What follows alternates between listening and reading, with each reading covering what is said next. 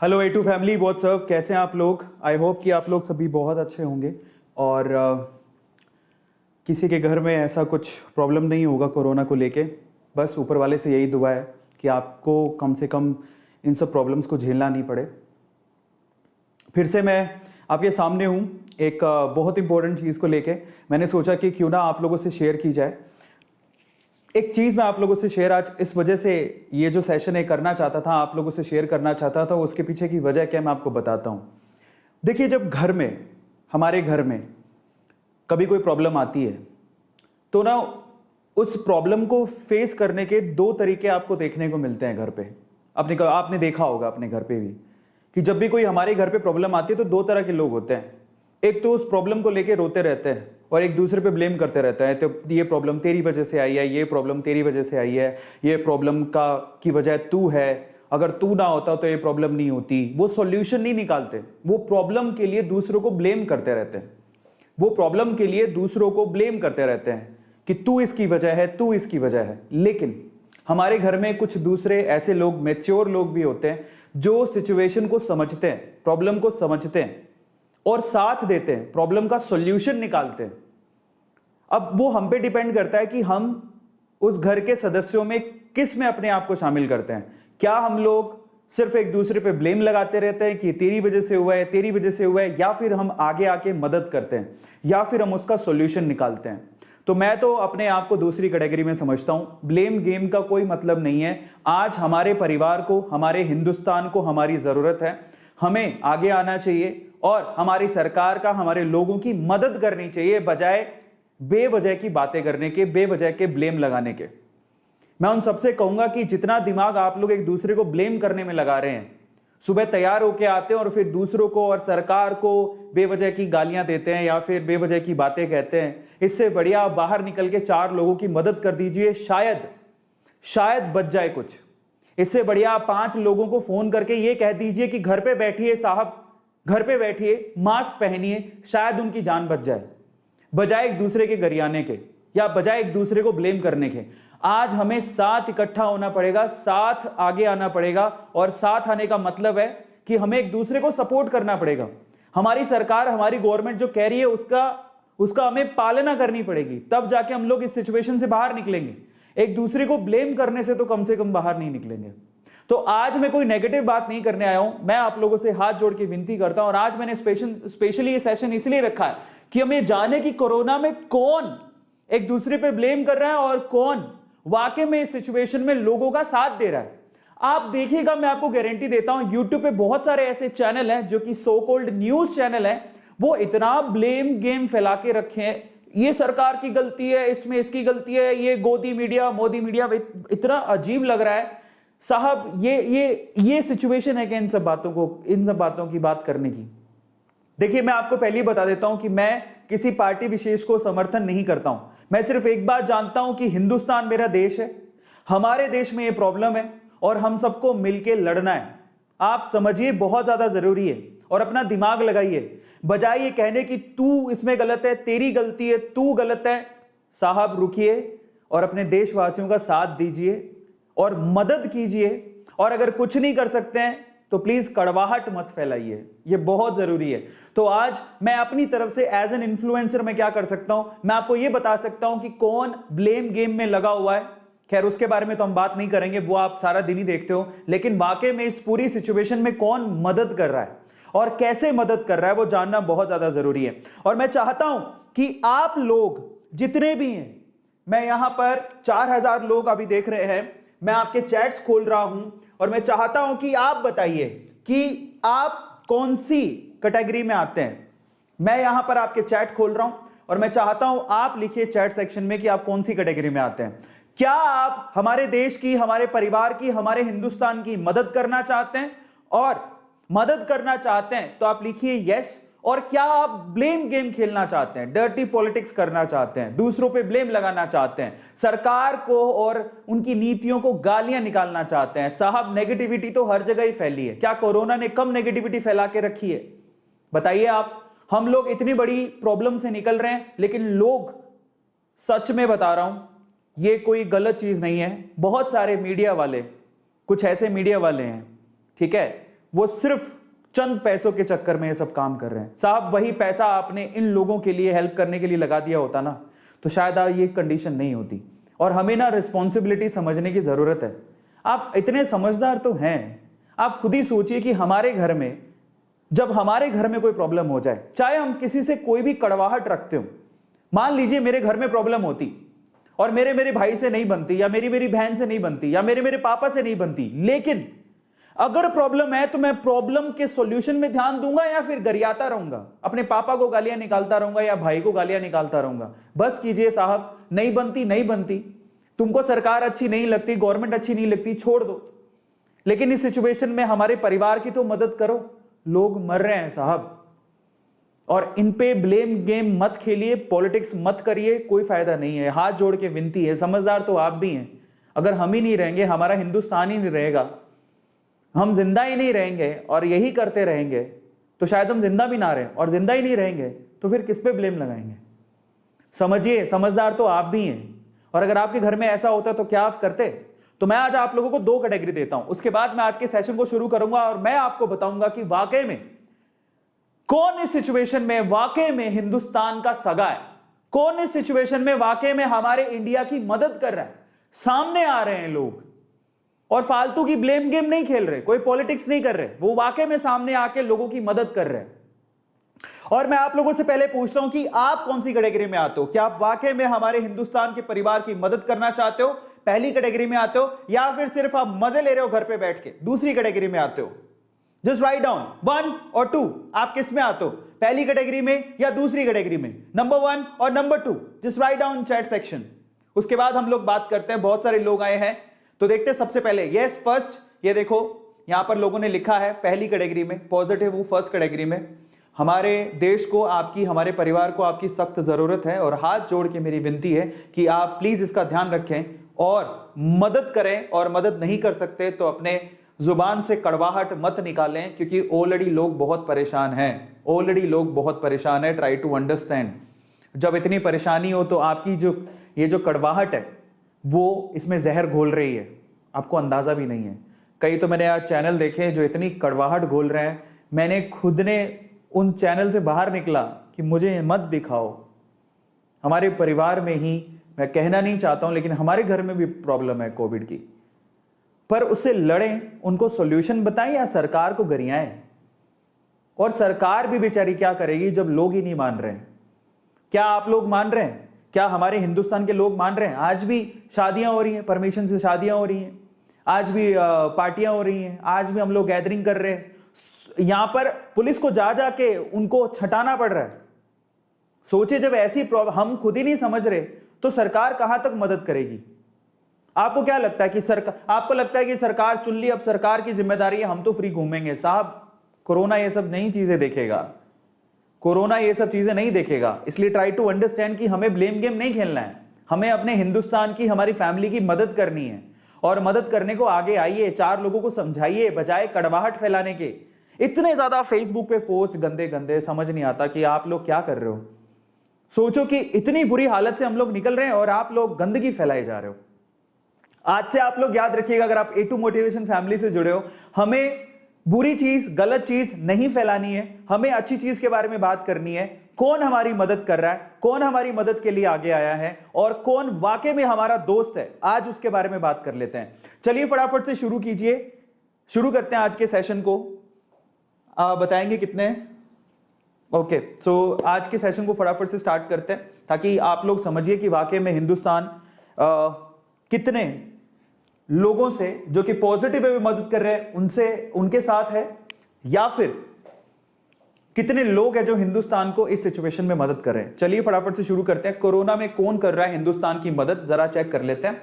लेकिन उससे पहले एक बार इंडिया के अभी प्रेजेंट के हालत भी आप चेक कर लीजिए कि हम लोग इस सेशन को बार बार क्यों कर रहे हैं, हम लोग क्यों समझने की कोशिश कर रहे हैं। तो चलिए हम लोग फटाफट से शुरू करते हैं। क्या हालात वाकई में इतने खराब है कि हमें अब सिर्फ प्रॉब्लम के सॉल्यूशन के बारे में सोचना चाहिए? तो देखिए, तो सबसे पहले इंडिया के हालात देख लीजिएगा। ये इंडिया के हालात हैं। अभी तक कंफर्म्ड केसेस देख लीजिए, 17 लाख, इवन 18 लाख मानिए आप, 18 लाख कंफर्म केसेस हैं ये। एंड ये सही नहीं है, मतलब जो हो रहा है वो सही नहीं है। अब आप अंदाजा लगाइए, 18 लाख कंफर्म केसेस हैं और वो भी रजिस्टर हुए हैं जो वो हैं। अभी बहुत सारे ऐसे केसेस हैं शायद रजिस्टर ही नहीं हुए। उसमें से एक्टिव केसेस कितने हैं? सॉरी, कितने हैं ये? 1 करोड़ 80 लाख केसेस है। Am I correct right now? मैं माफी चाहूंगा, मैं थोड़ा सा 1 करोड़ 80 लाख केसेस, जिसमें एक्टिव केसेस कितने हैं? ऑलमोस्ट 29 लाख केस, 29,71,000 से ज्यादा केसेस एक्टिव हैं। सो ये कंफर्म केसेस हैं 1 करोड़, ठीक है, 79 लाख, मैं माफी चाहूंगा 1 करोड़ 79 लाख, इतने कंफर्म केसेस हैं कोरोना के अभी हिंदुस्तान में। उसमें से 29,71,959 ये एक्टिव केसेस हैं। उसमें से रिकवर कितने हो चुके हैं? ये रिकवर हो चुके हैं, ये उनका आंकड़ा है, ठीक है। 1 करोड़ 48 लाख अभी रिकवर हो चुके हैं, लेकिन हमने 2 लाख से ज्यादा लोगों को खो दिया है। और ये डेटा कब का है? ये 27/4 यानी कि अप्रैल का डेटा है। ये 2 लाख लोगों को हिंदुस्तान ने कोरोना की वजह से खो दिया, और ये वो डेथ हैं जो कि ऑफिशियली रजिस्टर्ड है। मे भी हो सकता है ये उससे भी ज्यादा हो। अब ये हालत है हमारे हिंदुस्तान की। और सिर्फ 24 घंटे की बात कर लेते हैं, इंडिया में 24 घंटे के क्या हालात हैं, जरा उसको चेक कर लेते हैं। पिछले 24 घंटे में आप जरा गौर से देखिएगा, सिर्फ पिछले 24 घंटे में कंफर्म केसेस कितने हैं? 3,62,913। ये वो केसेस हैं जो कि ऑफिशियली रजिस्टर हुए हैं, और ये हाईएस्ट है। हमने शायद इसमें भी पूरे वर्ल्ड का रिकॉर्ड ही तोड़ दिया है, और ऐसा रिकॉर्ड हिंदुस्तान को बनाना नहीं चाहिए था, ये हमारी गलती है। लेकिन एक ही दिन में 3,62,913 से भी ज्यादा केसेस रजिस्टर हुए, और ये वो हैं जो ऑफिशियली रजिस्टर हुए हैं, और केसेस इससे भी ज्यादा हैं। एक ही दिन में 3286 लोगों की डेथ हो गई है, और ये डेटा आप देख लिए 27 अप्रैल तक का 12 AM तक का डेटा है ये। अब आप अंदाजा लगाइए कि 24 घंटे में। और मैं आपको आपकी जानकारी के लिए बता देता हूं, लास्ट भी सेशन में मैंने बताया था कि एक रिपोर्ट के अनुसार ये डेटा एक्चुअली इससे भी ज्यादा है, और एक रिपोर्ट के अनुसार जो कि यूएस की यूनिवर्सिटी की रिपोर्ट है, मई के अंदर ये डेटा 5 लाख भी क्रॉस कर जाएगा। एक दिन में 5-5 लाख केसेस आएंगे। और मैं आपकी जानकारी के लिए आपको बता देता हूं कि 3 लाख से ज्यादा केसेस आते हुए आज 6 दिन हो गए हैं। 6 दिन से, पिछले 6 दिन से 3 लाख से ज्यादा केसेस कोरोना के रजिस्टर हो रहे हैं। इसीलिए तो सरकारें डरी हुई हैं, इसीलिए तो लॉकडाउन हो रहा है। आप इस चीज को समझ नहीं रहे हैं, और अगर आप अभी भी लाइटली ले रहे हैं तो फिर राम भरोसे है। मैंने वीडियोस देखी कुछ, मुझे बड़ा इतना मैं आहत हुआ कि लोग आज भी मास्क नहीं पहन रहे, लोग आज भी इसे सीरियसली नहीं ले रहे। मजाक अगर आप ही लोगे तो फिर हम लोग इसी हालात में पहुंचेंगे और बाहर नहीं निकल पाएंगे। इसलिए ट्राई टू अंडरस्टैंड, 24 घंटे में ये आंकड़ा है, और ये शायद विश्व में अब तक का एक दिन में कोरोना केसेस सबसे ज्यादा जो आंकड़ा है ये यही है जो हिंदुस्तान में है, और हालात सही नहीं है। टॉप 5 कौन से स्टेट है जहां पर कोरोना की सबसे बुरी हालत है, जरा उसको भी चेक कर लेते हैं। ये टॉप 5 स्टेट्स हैं जहां पर कोरोना की बहुत बुरी हालत है। सबसे ज्यादा केसेस अगर आ रहे हैं अभी तो महाराष्ट्र में आ रहे हैं। महाराष्ट्र में अभी तक ये देखिए पीक पकड़िए, अब ओवरऑल 4 लाख, ठीक है, 44,10,85 केसेस अभी तक आ चुके हैं। 44,10,85 केसेस सिर्फ महाराष्ट्र में है। अब आप अंदाजा लगाइए, महाराष्ट्र इन्फेक्टेड है। इसके अलावा केरला में 14,60,365 केसेस अभी तक आ चुके हैं। और आप जरा एरो देख लीजिए, केसेस कितने ज्यादा बढ़ रहे हैं, बहुत तेजी से बढ़ रहे हैं। इसके अलावा तीसरा स्टेट जो कि बहुत तेजी से जहां पर केसेस आ रहे हैं, जहां पर हम रह रहे हैं, कर्नाटका में अभी तक फिर से 14 लाख के करीब केसेस आ चुके हैं। इसके अलावा 5वां स्टेट है यूपी, उत्तर प्रदेश, जहां पर 11,53,000 केसेस अभी तक आ चुके हैं। इसके अलावा तमिलनाडु, जहां पर 11,13,000 के करीब केसेस आ गए हैं। तो सबसे पहले तो मैं आप लोगों से पूछना चाहता हूं कि अगर कोई यहां पर महाराष्ट्र के, केरला के, कर्नाटका के, यूपी के और तमिलनाडु के लोग हैं तो प्लीज आप चैट सेक्शन में जरूर लिखिए, क्योंकि सबसे ज्यादा केसेस अभी महाराष्ट्र में रजिस्टर हुए हैं, फिर केरला में, फिर कर्नाटका में, फिर यूपी में और फिर तमिलनाडु में। ये हालत है। राजस्थान में अभी नहीं है, लेकिन राजस्थान में स्टिल लॉकडाउन है। राजस्थान में लॉकडाउन है। दिल्ली में भी हालत बहुत खराब है, पर दिल्ली में इतनी जनसंख्या नहीं है तो इसलिए केसेस नंबर वाइज केसेस देखे तो वहां पर कम है, बट ओवरऑल वहां पर सिचुएशन बहुत खराब है। क्योंकि आज ही हमारे वहां पर कोई रहता है तो उनसे बात हो रही थी कि दिल्ली में बहुत बुरी हालत है। और इनफैक्ट ये हालात हो गए हैं कि आप कोई भी स्टेट में चले जाओ, किसी भी स्टेट में कहीं पे भी होना, अगर आपको आज के टाइम पे कोरोना है तो आपको हॉस्पिटल में जगह नहीं मिल रही है। समझ नहीं आ रहा कि इतने सारे केसेस एक साथ कैसे हो सकते हैं। हॉस्पिटल्स में बेड नहीं है, हॉस्पिटल्स में जगह नहीं है, फोन करते हैं लोग मना कर देते हैं, फोन नहीं उठाते हैं, वेंटिलेटर्स अवेलेबल नहीं है, ऑक्सीजन अवेलेबल नहीं है। अब इतना बड़ा देश है, हमको लगता है कि इतनी सारी मदद मिल रही है तो मदद जा कहाँ रही है? अरे देश भी बहुत बड़ा है, जनसंख्या हमारी इतनी ज्यादा है कि जितनी मदद मिले उतना कम है। और इस सिचुएशन के लिए कौन तैयार होता है? क्योंकि ये सिचुएशन ऐसे नहीं कि हर दिन की सिचुएशन थी, सिर्फ ये 1-1.5 साल में इतनी बुरी हालत हुई है और उसके लिए हम लोग तैयार ही नहीं थे एक्चुअली। और तैयारी कैसे करते? अगर सरकार, मान लो सरकार को पहले ही पता होता कि कोरोना आने वाला है, उसके लिए इंफ्रास्ट्रक्चर खड़ा करते। आपको पता है दिल्ली में कॉमनवेल्थ गेम हुए थे, कॉमनवेल्थ गेम की तैयारी जब उन्होंने दिल्ली के कॉमनवेल्थ गेम के लिए बहुत सारा इंफ्रा खड़ा किया था, आज वो इंफ्रास्ट्रक्चर किसी काम का नहीं है, वो सिर्फ एक कॉमनवेल्थ के लिए काम आया था और उसके लिए इतना खर्चा कर दिया गया था, लेकिन आज तो वो किसी काम का नहीं है। और बहुत सारे वहां पर जो घर बनाए गए थे वो सारे धूल खा रहे हैं, मिट्टी खा रहे हैं, बहुत बुरी हालत है। तो अब देखो सरकार ये भी सोचती है कि अब ये ना सदियों में, 100 साल में कोई ऐसी पैंडेमिक आती है, उसके लिए तैयारी कोई भी सरकार नहीं कर सकती। इट्स नॉट अबाउट इंडिया, पूरे विश्व में ये काम नहीं हो सकता है कि इतना बड़ा इंफ्रास्ट्रक्चर खड़ा करके बाद इस इंफ्रास्ट्रक्चर का करोगे क्या? क्योंकि 100 साल में बीमारी आती है और 100 साल क्या, कोई भी चीज होती है 5 से 6 साल के बाद तो जर्जर होने लगती है। तो अगर आप वाकई में दिमाग लगाएं एज अ ह्यूमन बीइंग, आप सोचिए कि इतना बड़ा इंफ्रास्ट्रक्चर खड़ा करके जिसका उपयोग ही नहीं है, सिर्फ पेंडेमिक में उपयोग होने वाला है।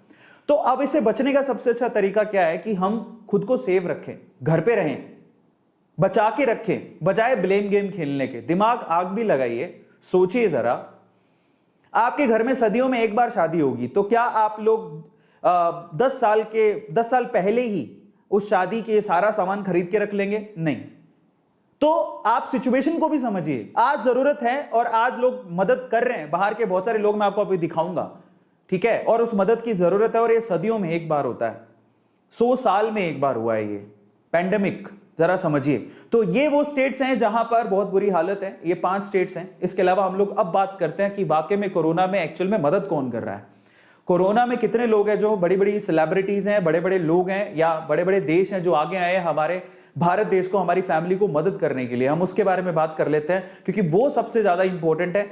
आप लोगों के लिए पिक्चर क्लियर होना सबसे ज्यादा इंपॉर्टेंट है कि वाकई में सिचुएशन में कौन मदद कर रहा है और कौन बेमतलब की सूट बूट पहन के, जरा सोचिए, नहा धो के सूट बूट पहन के अपने स्टूडियो में बैठ के, जिस स्टूडियो का खर्चा 1-1 लाख रुपए दिन का है, वहां पर बैठ के सिर्फ सरकार को गरिया रहे हैं, सिर्फ गवर्नमेंट को गरिया रहे हैं, सिर्फ लोगों को गालियां दे रहे हैं। अरे भाई साहब, 1-1 लाख रुपए आप अपने स्टूडियो में बैठ के खर्च कर रहे हो, ठीक है, और अगर आप वही पैसा अगर इन लोगों की मदद के लिए लगा देते तो आप ये बातें नहीं बोल रहे होते। और हर किसी की गलती है, मैं इसमें सरकार की कमियां या खामियां नहीं है, मैं ऐसा नहीं कह रहा हूं, लेकिन अब खामियां गिनाने का समय ही नहीं है साहब। हमको ये नहीं कहना है कि इसकी गलती है उसकी गलती है, अभी सब लोग साथ आओ और मदद करो। हमारे परिवार को, हमारे हिंदुस्तान को मदद की जरूरत है, हमें यह समझने की जरूरत है। तो चलिए आज मैं आपको बताता हूं कि वाकई में कौन बातें नहीं कर रहा है और वाकई में मदद कर रहा है। तो चलिए मैं सबसे पहले नाम लूंगा गूगल के सीईओ सुंदर पिचई। आप सोचिए कि अगर गूगल के सीईओ सुंदर पिचई आगे आए हैं मदद करने के लिए, तो सोचिए कि उन्होंने देखा होगा कि हिंदुस्तान में हालात कितने खराब हैं, यस और नो। और वाकई में हालात खराब है, यह बात बहुत दूर तक जा रही है, बहुत दूर तक। सुंदर पिचई हिंदुस्तान की मदद करने के लिए, इंडिया की मदद करने के लिए आगे आए हैं। उन्होंने क्या लिखा है जरा आप देखिए। ओवरऑल 135 करोड़ रुपए डोनेट किया उन्होंने, 135 करोड़ अलग अलग वे से उन्होंने डोनेट किए, जो कि सहायता हिंदुस्तान तक पहुंचेगी। कैसे पहुंचेगी? उन्होंने लिखा, devastated to see the worsening Covid crisis in India. उन्होंने लिखा कि कोविड के जो क्राइसिस इंडिया में हो रहे हैं उनसे मैं पूरी तरह से टूट चुका हूं। और सबसे खास बात, गूगल एंड गूगलर्स का क्या मतलब है? गूगल खुद जिसने 135 करोड़ की मदद की है, और गूगलर्स का मतलब जो एम्प्लॉइज गूगल में काम करते हैं उनको उन्होंने गूगलर्स कहा है। वहां के एम्प्लॉइज ने भी हिंदुस्तान की मदद करने के लिए ऑलमोस्ट 1 करोड़ 35 लाख रुपए इकट्ठा किया है, जो डोनेट हुआ है। मतलब इतना 1 करोड़ 1.5 करोड़ के करीब उन्होंने भी इकट्ठा किया है, एम्प्लॉइज ने भी, वो भी डोनेट हुआ है। और वो कैसे डोनेट हुआ है? गिव इंडिया को दिया जा रहा है और यूनिसेफ को दिया जा रहा है, जो मदद एक्चुअली इंडिया को इनडायरेक्ट वे से पहुंचेगी। और हाईली रिस्क पर उन्होंने कहा है कि हमारी कम्युनिटी हाईली रिस्क पर है, इसलिए हमें भी ध्यान देने की जरूरत है, और इसीलिए उन्होंने मदद की। अब आप ये सोचिए कि देखो, यहां से अच्छे इंसान और फायदा उठाने वाले इंसानों का पता लग जाता है। क्या इन्होंने कोई गलत बात की? नहीं, इनको पता लगा सिचुएशन बहुत खराब है, इन्होंने बोला हम मदद करेंगे। गूगल से 135 करोड़ की मदद आई है, ये मदद हिंदुस्तान तक पहुंचेगी और लोगों तक जाएगी। अब बस इतना कहना चाहूंगा कि बजाय ब्लेम गेम खेलने के आप सुंदर पिचई बनिए साहब। इसीलिए सुंदर पिचई का इतना नाम है, इतने लोग इन्हें मानते हैं क्योंकि ये सिचुएशन को समझते हुए आगे आए और मदद किया बजाय ब्लेम गेम खेलने के। क्या ये ट्विटर में ये नहीं लिख सकते थे कि हिंदुस्तान की सरकार बहुत गलत कर रही है, हिंदुस्तान की सरकार ये है, फला है, ढिमका है, उन्होंने अच्छे से स्थिति को संभाला नहीं? लिख तो ये भी सकते थे। क्या इन्होंने लिखा? क्योंकि ये जानते हैं कि ये पैंडेमिक है और इसमें बहुत बड़े बड़े देश भी फेल हो गए थे। अगर आप 2020 के आंकड़े उठाओगे तो बड़े बड़े देश जहां पर लोगों ने सोचा नहीं था कि कोरोना जैसी सिचुएशन पैदा हो जाएगी, उनकी हालत खराब हो गई थी। हम तो फिर भी इंफ्रास्ट्रक्चर के हिसाब से हिंदुस्तान बहुत नीचे आता है, लेकिन बड़े बड़े देशों ने 2020 में बुरे दिन देखे हैं, इतनी मौतें हुई हैं वहां पे। तो आप क्या ब्लेम गेम खेल रहे हो? किसको इल्जाम लगा रहे हो? जरा सोचने की बात है। मुझे कहना तो नहीं चाहिए, लेकिन ये हो गलत रहा है। आज हमें मदद की जरूरत है, आप आगे आइए, और मदद नहीं कर सकते तो प्लीज आप कड़वाहट मत फैलाइए। सुंदर पिचई के बाद हम बात करते हैं यहां पर वीवो कंपनी की। वीवो कंपनी ने अनाउंस किया है 2 करोड़ की हेल्प का, और बेसिकली वो ऑक्सीजन की शॉर्टेज के बिहाफ पे 2 करोड़ रुपए की हेल्प कर रहे हैं। वो क्या कर रहे हैं? Vivo has announced that it will donate 2 crore to address the oxygen shortage. Hindustan में ऑक्सीजन की शॉर्टेज के लिए 2 करोड़ रुपए वो उन्होंने डोनेट किया है। तो ये बहुत बड़ी बात है। वीवो कंपनी का आप लोग जानते हैं हिंदुस्तान में ये बिजनेस करते हैं, चाइना की कंपनी है, बट फिर भी इन 2020 Vivo had donated over 19 lakh mask. Vivo ने 9 लाख मास्क डोनेट किए थे और 15,000 पीपी सूट्स डोनेट किए थे और 50,000 लीटर सैनिटाइजर डोनेट किए थे। तो उन्होंने पहले भी किया है, अभी फिर से वो आगे आए और उन्होंने मदद की है 2 करोड़ रुपए की। इसके अलावा और कौन है? इसके अलावा देखिए, जो क्रिकेटर्स हैं जिनको वाकई में हिंदुस्तान से प्यार है, ये ऐसे क्रिकेटर्स हैं जैसे ऑस्ट्रेलिया के पैट क्यूमिंस, आप जानते होंगे, बहुत अच्छे क्रिकेटर है। ये कहते हैं कि हिंदुस्तान से मुझे बहुत लगाव है। उन्होंने ट्विटर पे लिखा, उन्होंने कितने डोनेट किए हैं? $50,000 डोनेट किए, यानी कि लगभग 28,82,429 रुपए के समथिंग इतना होता होगा शायद। तो $50,000 इन्होंने डोनेट किया है पैट क्यूमिंस ने। इन्होंने लिखा, क्या लिखा जरा आप देखिए ट्वीट पे। India is a country I have come to love dearly over the years and the people here are some of the warmest and kindest I have ever met। उन्होंने लिखा कि इंडिया एक ऐसी कंट्री है जहां पर लोग हमें बहुत प्यार करते हैं, बहुत सम्मान देते हैं, ठीक है, और ये बहुत इंपॉर्टेंट है। एंड फाइनली उन्होंने लिखा, to know so many are suffering so much at this time, ठीक है, सैडन्स मी ग्रेटली, मुझे बहुत इस चीज को जान के दुख हो रहा है। एंड फाइनली क्यूमिन, उन्होंने ये लिखते हुए ये डोनेट किया है $50,000 हमारे इंडिया के रिलीफ फंड में।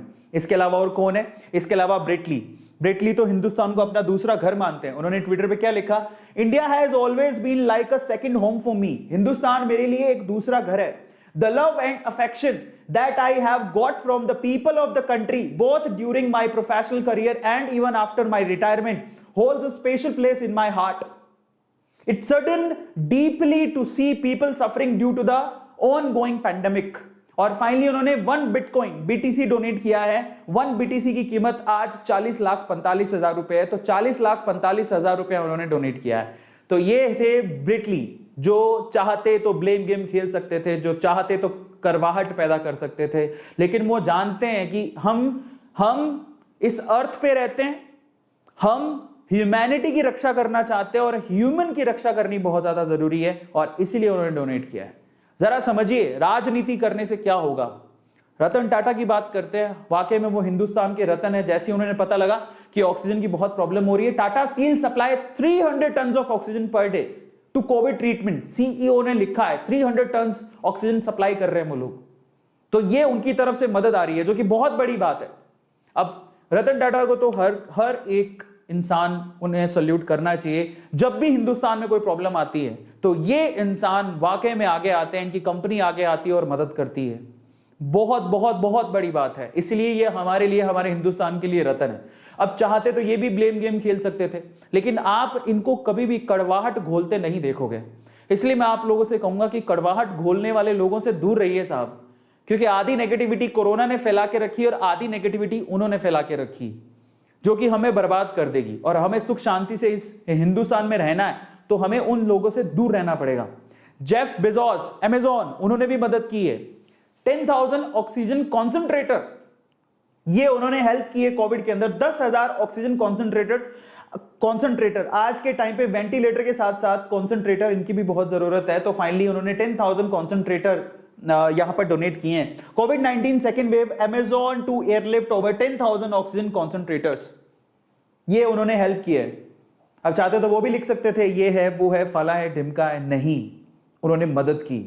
और आप लोगों को जानना जरूरी है कि कौन मदद कर रहा है और कौन सिर्फ बातें। अक्षय कुमार, ट्विंकल खन्ना, उन्होंने क्या किया, 220 ऑक्सीजन कॉन्सेंट्रेटर ये उन्होंने डोनेट किए हैं। बकायदा ट्विंकल खन्ना ने ट्वीट किया था, wonderful news, doctor Darshanika Patel and doctor Govind Bankari of London elite health through Daivik foundation are donating 120 oxygen concentrator, and as Akshay Kumar and I have managed to get over hands on 100 as well। मतलब उनको 120 concentrator मिले थे जो उनकी foundation है, और 100 concentrator इन्होंने खुद मैनेज किए हैं, तो टोटल 220 कॉन्सेंट्रेटर इन दोनों ने मिलकर डोनेट किए हैं। ठीक है, तो जरा समझिए सिचुएशन बहुत खराब है। और पता है मुझे बड़ा तब दुख होता है कि ऐसी सिचुएशन में भी बहुत सारे लोग हैं जिसको इतना लाइटली लेते हैं और हंसते हैं। एक बार आप जिसको कोरोना हुआ है ना, उसके घर पे फोन करके उनसे पूछो कि उनकी क्या हालत है। मजाक नहीं है, ये मजाक नहीं है। और अगर आपको अभी भी मजाक लगता है तो राम भरोसे है। इसलिए जब बारी आ जाएगी ना, तब फिर आप मत कहना कि हमारी मदद के लिए कोई आया नहीं। इसलिए समझ जाइए और संभल जाइए। अक्षय कुमार के बाद बात करते हैं सऊदी अरेबिया। सऊदी अरेबिया ने ऑलमोस्ट 10,000 ऑक्सीजन कॉन्सेंट्रेटर इन्होंने भी डोनेट किए हैं, जो कि हमें चाहिए थे। Saudi Arabia to ship 80 metric ton of oxygen to India to meet growing demand. 10,000 oxygen concentrator इन्होंने डोनेट किया और 80 मेट्रिक टन ऑफ ऑक्सीजन यहां से उन्होंने शिप के थ्रू सप्लाई की है। यह भी बहुत बड़ी बात है। और ये कैसे हुआ जरा सोचिए। अब सऊदी अरेबिया एक मुस्लिम कंट्री है, आपको भी पता है, लेकिन फिर भी हमारे उनके साथ रिश्ते बहुत अच्छे हैं। किन्होंने किया होगा ये, जरा सोचिए आप कि आज एक मुस्लिम कंट्री हिंदुस्तान को मदद कर रही है। कैसे कर रही होगी? हमारी गवर्नमेंट की नीतियों की वजह से हमने उनके साथ बना के रखी। इतनी दोस्ती है हमारी कि आज सऊदी अरेबिया भी मदद कर रहा है। तो जरा सोचिए, ब्लेम गेम खेलने से पहले सिंगापुर की बात करते हैं। सिंगापुर 250 ऑक्सीजन कॉन्सेंट्रेटर उन्होंने भी सप्लाई किए हैं। Singapore sends oxygen cylinders to support India's fight against Covid. 250 वहां से भी आए हैं। इसके अलावा यहां पर यूके की बात कर लेते हैं, यूनाइटेड किंगडम, वहां से 600 मेडिकल इक्विपमेंट्स आए हैं। UK sending vital medical equipments to India at Covid fight. यहां से भी हमें मदद मिली है, जो कि बहुत बड़ी बात है कि यूके से भी मदद आई है। और हांगकांग, चाइना से भी मदद आई है। और इसकी कंफर्मेशन किन्होंने दी है? एक्सटर्नल अफेयर्स मिनिस्ट्री में से हरदीप सिंह पुरी जी ने इसकी इंफॉर्मेशन दी है कि हमें 800 ऑक्सीजन कॉन्सेंट्रेटर हांगकांग से सप्लाई हुए हैं इंडिया को। तो यहां से भी हमें मदद मिली है।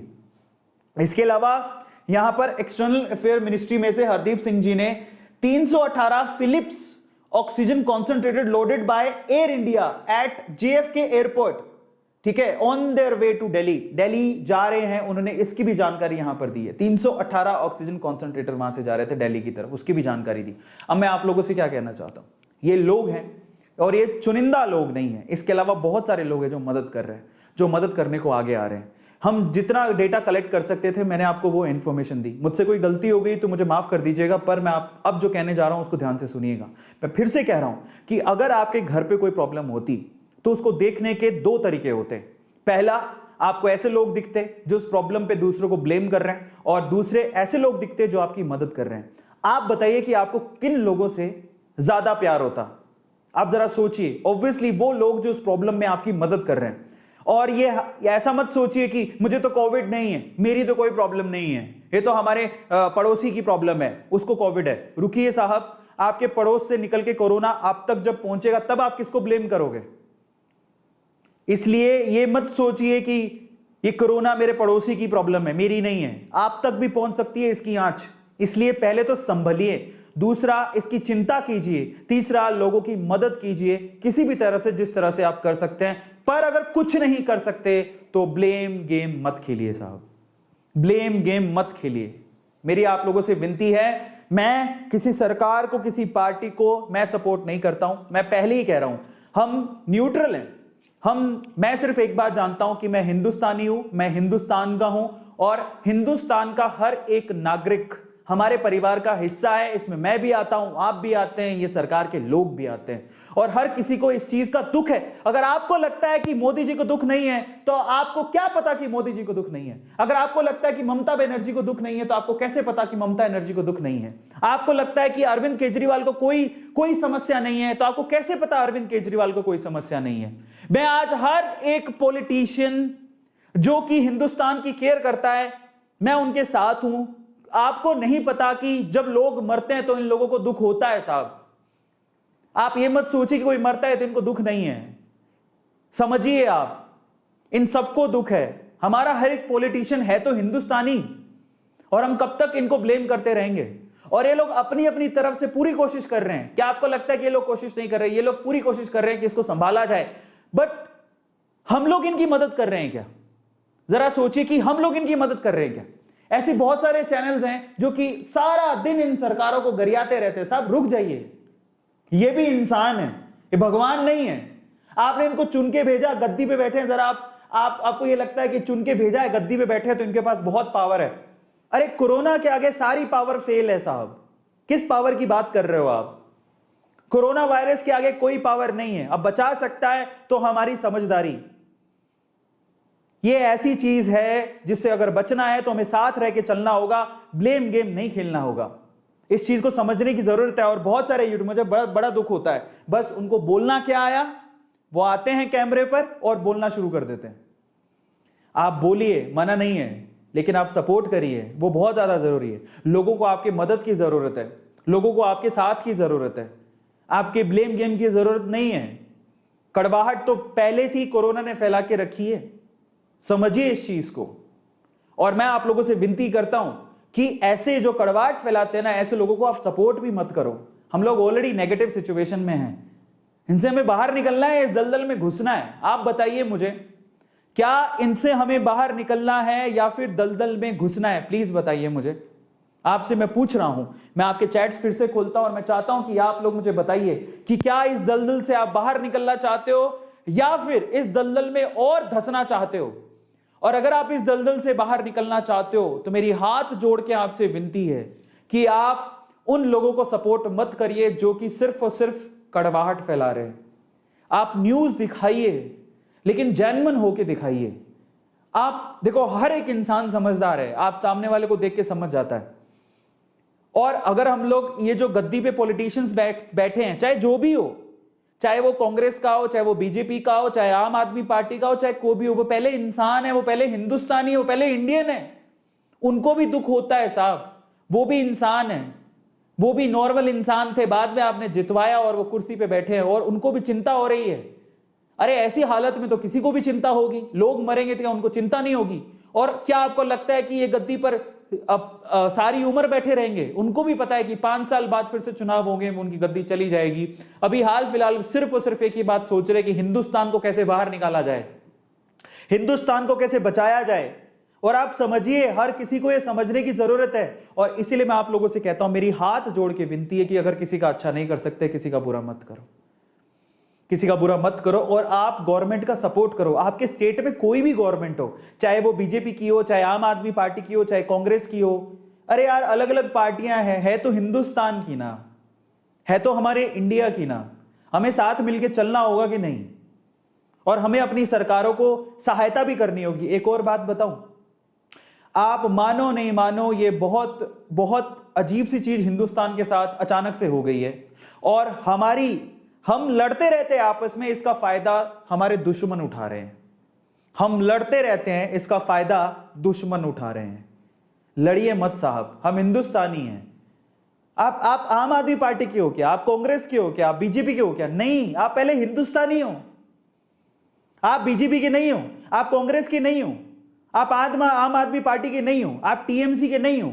अब रुक जाइए साहब, ये पार्टियां हैं। हिंदुस्तान पहले आता है कि ये पार्टियां पहले आती हैं? हिंदुस्तान पहले आता है। इसलिए हमें समझने की जरूरत है, हिंदुस्तान को बचाइए, वो बहुत इंपॉर्टेंट है। इसलिए ब्लेम गेम खेलना छोड़िए।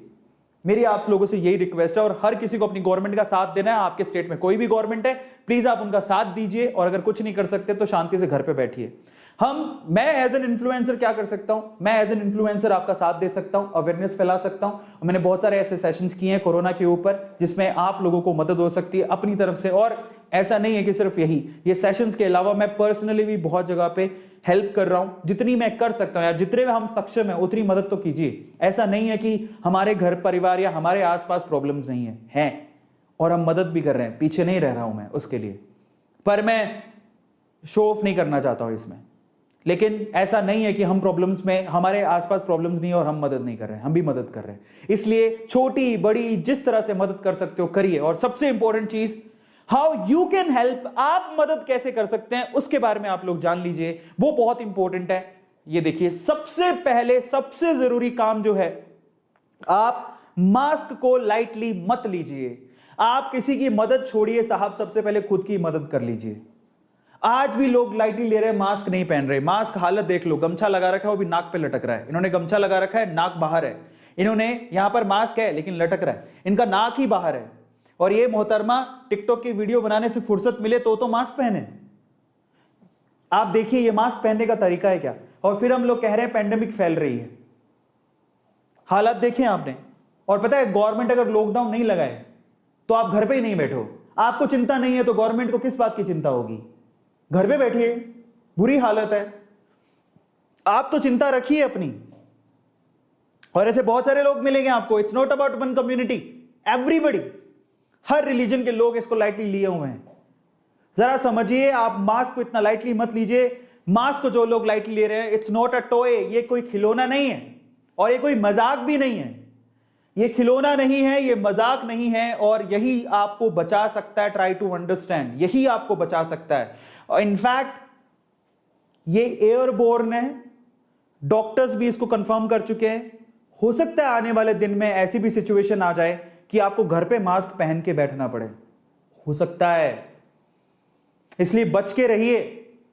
और जरूरी है कि अभी इस समय बाहर निकलना है तो इसको अपना साथी बनाइए, अपना दोस्त बनाइए, और इसको पहन के रखिए। बहुत ज्यादा जरूरी है, मजाक नहीं है। और पता है दुख तब होता है, अभी थोड़े दिन पहले, और ये चीज काफी लोग बोल भी चुके हैं, कि जब हम बोलते हैं ना कि भाई मास्क क्यों नहीं पहना, घुटन होती है, मास्क क्यों नहीं पहना, अरे यार 2020 से पहन रहा हूं, अब तो पहना ही नहीं जाता, सफोकेशन होती है। अरे सफोकेशन होती है? आपको परवाह नहीं है इन लोगों की? आप जानते हैं ये डॉक्टर्स की फोटोज हैं, 3-3, 4-4 महीने से तो अपने घर वालों से ही नहीं मिले हैं। और पिछले जब से पैंडेमिक हुई है आप लोगों की सेवा में लगे हुए हैं, मास्क लगा लगा के। हालत देखिए इनकी, मास्क लगाने के बाद इनकी, ये डॉक्टर्स हैं, जरा आप देखिए, छिल जाते हैं चेहरे। क्या इनको सफोकेशन नहीं होती? आप बताइए जरा, क्या इनको सफोकेशन नहीं होती? क्या ये इंसान नहीं है? क्या इनको पता नहीं है? लेकिन फिर भी ये मास्क लगा लगा के आप लोगों की सेवा कर रहे हैं पिछले 1-1.5 साल से, जब से कोरोना शुरू हुआ है। क्या इनका दर्द हमें नहीं समझना चाहिए? और इनके दर्द को, और आपको पता है बहुत सारी वीडियोस वायरल हुई हैं इन दिनों में। एक डॉक्टर की वीडियो थी जो खुद कोविड पॉजिटिव थी, उसने स्पेशली वीडियो बना के ये हाथ जोड़ के विनती की कि आप लोग प्लीज मास्क पहनिए, घर पे रहिए, जब तक जरूरी ना हो बाहर ना निकलिए। लेकिन लोगों को होश ही नहीं है। इतना मतलबी मत बन जाइए कि दुनिया ही ना रहे, और जब दुनिया ही नहीं रहेगी तो आपका मतलब भी किस काम का है? बहुत जरूरी है, समझ जाइए, खतरे की घंटी बज चुकी है, और मई तक भी केसेस बहुत ज्यादा बढ़ेंगे अगर हमने नहीं संभाला तो। मजाक नहीं है। और इसीलिए मैं आप लोगों से कहूंगा, for the sake of these doctors, कईयों की फैमिली में डॉक्टर्स होंगे, उनके मोम डैड कई दिनों से घर पे ही नहीं आए होंगे, उनके दुख दर्द को समझिए साहब, समझिए इनके दुख दर्द को। एक डॉक्टर का मैंने वीडियो देखा था, and she was literally crying. Mumbai का वो वीडियो था, अगर आपने देखा हो तो। वो डॉक्टर साहिबा रोने लग गई थी कैमरे के ऊपर। उन्होंने कहा कि ऐसे दिन, ऐसी सिचुएशन हमने कई सालों में कभी नहीं देखी जो आज है। मुंबई की हालत, दिल्ली की हालत है, मेट्रोपॉलिटन 2 सिटीज की हालत तो बहुत खराब है।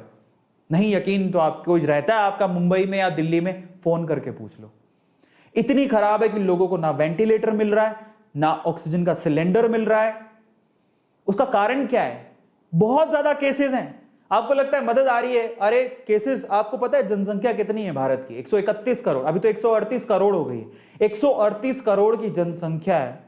अगर ये इस हिसाब से फैलता रहा और सभी इंफेक्टेड हो गए तो हमारे पास इतना इंफ्रास्ट्रक्चर है ही नहीं, किसी देश के पास नहीं है। कहां से आएगी मदद? और मदद आएगी तो पूर्ति कैसे होगी? ये मजाक लगता है हर किसी को ना। हिंदुस्तान, ऐसा लगता है कि हिंदुस्तान चलाना एक बहुत आसान काम है। नहीं है, बहुत बड़ा देश है। आपको लगता है सरकार चुन ली, बहुत पैसा है, वो हर कुछ कर देगी? इतना आसान नहीं है। इतना आसान होता तो बहुत सारी सरकारें आई और गई। इतना आसान होता तो हम लोग कहां के कहां पहुंच जाते। क्योंकि हमारे साथ बहुत सारी हमारी, ये it's not about the government. हमने जो चीज, जिस तरह से चीजें बनाई है ना, वही हमारे लिए कभी कभी समस्या पैदा कर देती हैं। यहां पर चीजें इतनी आसानी से इंप्लीमेंट नहीं होती है जितनी चाइना में होती हैं। हम एक लोकतांत्रिक देश में रहते हैं जहां पर अगर कुछ भी करना हो तो हमें पूछना पड़ता है। और चाइना में क्या होता है? चाइना में लोकतांत्रिक सरकार नहीं है। अरे आपको पता होना चाहिए, जाके हिस्ट्री पढ़िए। और अगर वहां की सरकार को उसके देश के लिए कुछ भी करना है तो फिर लोगों की नहीं सुनती है। ये होगा तो होगा, चाइना में ऐसा है, हिंदुस्तान में नहीं है। हिंदुस्तान में अगर कुछ भी करना है तो 100 बार 100 लोगों से कमेटी बिठा के पूछना पड़ता है। और ये लॉकडाउन की जब बात होती है तो भी 100 लोगों से मीटिंग करके पूछना पड़ता है। उसके बाद लगाने के बाद भी लोग सहायता नहीं करते और फिर बोलते हैं हमें फ्रीडम चाहिए, हमें फ्रीडम चाहिए। अरे क्या हो रहा है ये? फ्रीडम के नाम पे आप क्या ये चाहते हैं कि हम लोग गर्त में चले जाएं और कोरोना हमें निगल ले? और अगर नहीं चाहते तो प्लीज बच के रहिए इससे। और सरकार की मदद करिए, क्योंकि सरकार आपके बिना नहीं चल सकती है, आपकी मदद के बिना भी नहीं चल सकती है। इस चीज को समझ लीजिए। इसलिए ये मत सोचिए कि नहीं ये तो बीजेपी का, हम इसकी मदद नहीं करेंगे, नहीं ये तो कांग्रेस का, हम इसकी मदद नहीं करेंगे, नहीं ये तो आम आदमी पार्टी का, हम इसकी मदद नहीं करेंगे, नहीं ये तो टीएमसी का, हम इसकी मदद नहीं करेंगे। आज ये सरकारें नहीं है, आज हिंदुस्तान है, हिंदुस्तान की फैमिली है। भूल जाइए सरकारें हैं या ये पार्टी का बंदा है। नहीं साहब, आज हमें मदद की जरूरत है। आप लोगों को बाहर आना पड़ेगा। बाहर इस तरह से नहीं आना पड़ेगा। आप बाहर मत निकलिए। बाहर आने का मतलब अपने इस ईगो से बाहर आना पड़ेगा और हमें लोगों की आगे बढ़ चढ़ कर मदद करनी पड़ेगी, तभी हम लोग ये जंग जीत पाएंगे, नहीं तो हार जाएंगे। और अगर हार गए तो हमारी आने वाली जनरेशन कभी भी इस चीज को माफ नहीं कर पाएगी। पता नहीं जनरेशन आएगी भी कि नहीं, क्योंकि बहुत कुछ खो देंगे हम। समझिए, सिचुएशन बहुत क्रिटिकल है। ऐसे ही नहीं कहा जा रहा और ऐसे ही नहीं बोला जा रहा। इससे ज़्यादा मेरे पास शब्द नहीं है समझाने के लिए, लेकिन एज एन इन्फ्लुएंसर मैं जितना कह सकता हूँ आपसे, मैं वो बात बोल रहा हूँ और आप लोगों को समझने की ज़रूरत है। मेरा हाथ जोड़ के विनती है कि आप लोग आगे आएँ और लोगों की मदद करें, बजाय हंसने के। इस चीज़ को अगर आप लोगों ने सीरियसली नहीं लिया तो कुछ नहीं हो पाएगा।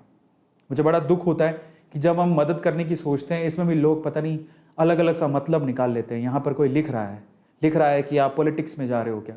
मुझे जाना ही नहीं है, पर आप अपनी सोच को सुधारिए। आज कोरोना की बात हो रही है, आज हमें अपने आप को बचाना है और आज भी हम लोग दूसरों का ब्लेम गेम खेल रहे हैं, दूसरों का मतलब निकाल रहे हैं।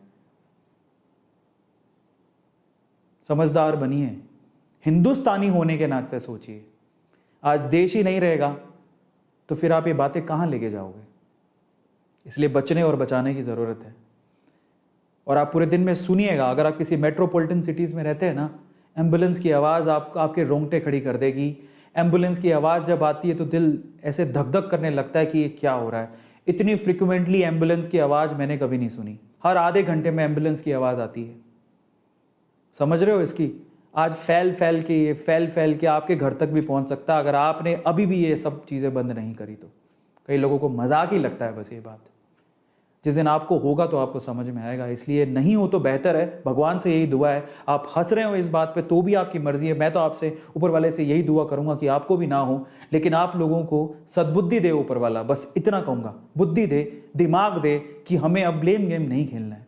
अभी हमें वाकई में हमारे हिंदुस्तान को ज़रूरत है और बहुत लोगों ने किया है। मैं उनको दिल से सलाम करता हूँ। मैं अगर उनको इंक्लूड नहीं कर पाया तो मैं माफ़ी चाहूँगा, बट आज हमें साथ में आने की ज़रूरत है। और मैं आप लोगों से सिर्फ लास्ट में ये कहना चाहूँगा, प्लीज़ मास्क पहनिए। If they can wear it for a whole day to save you, अगर ये डॉक्टर्स पहन सकते हैं पूरे दिन ये मास्क, तो आप क्यों नहीं पहन सकते हो? ये तो आपकी जान बचाने के लिए पहन रहे हैं और आप अपनी जान बचाने के लिए नहीं पहन सकते हो। We can wear mask, it at least when we are outside, हमें जब भी बाहर निकलना हो, हाथ जोड़ के विनती है, मास्क पहनिए, मास्क लीजिए, मास्क पहनिए और अच्छे से पहनिए, उसको पूरा कवर करिए, अपने नाक और मुंह को तो स्पेशली कवर करिए। हाथ जोड़ के विनती है आपसे, हाथ जोड़ के विनती है आपसे। इस चीज को हमें समझना होगा। और अगर भी अभी भी हम लोग नहीं जागे और इस मास्क को अपना दोस्त नहीं बनाया, और एटलीस्ट अगले 10-12 दिन तक तो प्लीज, जब जरूरत तो तभी बाहर निकलिएगा, अदरवाइज बाहर मत निकलिए, क्योंकि सिचुएशन ठीक नहीं है। ये मेरी हाथ जोड़ के आप लोगों से विनती है। और लास्ट बट नॉट लीस्ट, अगर हम किसी की मदद नहीं कर सकते तो हाथ जोड़ के विनती है, कड़वाहट मत फैलाइए, मत फैलाइए। और मैं चाहता हूं कि जितने भी लोग मेरी वीडियोस काटते हैं या मेरी वीडियोस के कट निकाल के अपने चैनल पे डालते हैं, तो मैं लास्ट में सिर्फ इतना मैसेज देना चाहता हूं, it's not about any party. ये किसी पार्टी के बारे में या किसी गवर्नमेंट के बारे में या किसी सरकार के बारे में नहीं है। ये हमारे हिंदुस्तान के बारे में है, हमारे हिंदुस्तान के देशवासियों के बारे में है। हम लोग जिंदा ही नहीं रहेंगे तो हम कहाँ जाएंगे? ज़रा समझिए और इसको सीरियसली लीजिए। मास्क पहनिए, ज़रूरत हो तभी बाहर निकलिए, नहीं तो मत जाइए कहीं। अपनी सरकार का साथ दीजिए, वो कोई रूल्स रेगुलेशंस बना रहे तो उसका साथ दीजिए। और अगर कुछ नहीं कर सकते तो कड़वाहट मत फैलाइए, ब्लेम गेम मत खेलिए। बस इसी मैसेज के साथ भगवान आपको सेफ रखे, सुरक्षित रखे, ऊपर वाला आप पर अपनी दुआएं, अपने रहमो करम बनाए रखे। सिर्फ यही कहूँगा, अपने आप को सुरक्षित रखिए और अपने आप को बचा के रखिए। धन्यवाद।